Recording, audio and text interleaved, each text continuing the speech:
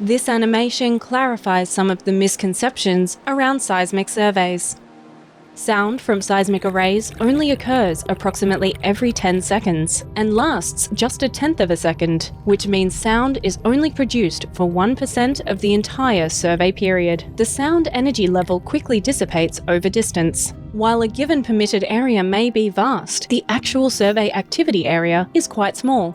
For example, on the US Atlantic coast, the potential survey area has been estimated as 1,295,000 square kilometers, which may seem like a large area, but when compared to the entire Atlantic Ocean, is a very small fraction. Of this, the area that is likely to be surveyed is even smaller, and when compared to the Atlantic Ocean, is equivalent to the size of a football on an entire field. There is a relatively small number of seismic survey vessels in the world. And this is a vanishingly small number when compared with the thousands of fishing vessels, military, commercial shipping, and recreational vessels, all producing considerable noise from engines, navigational sonars, and other equipment. These vessels frequently operate at speeds of 17 to 37 kilometers per hour, as opposed to 10 kilometers per hour for survey vessels. This means that seismic vessels pose little or no risk of collision with right whales, unlike commercial shipping and fishing activities, which are the major sources of injury and mortality of marine mammals. Marine mammals are at the top of the ocean food chain and are very sparsely distributed.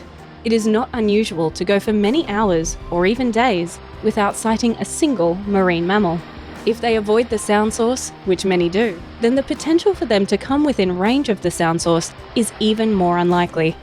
In the event that whales do approach within 500 meters, visual observers and acoustic monitoring are used to inform decisions to stop sound production until they are at a safe distance.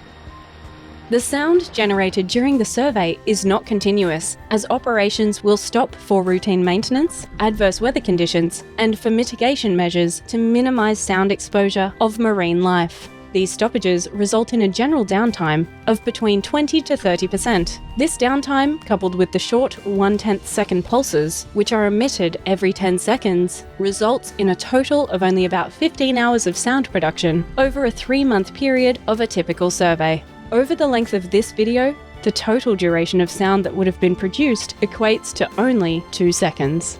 In areas where extensive seismic surveys have been undertaken for several years, marine mammal populations continue to thrive. On the rare occasions when marine mammals cross paths with a seismic vessel, the sound they are exposed to is temporary and transitory, with no significant impacts.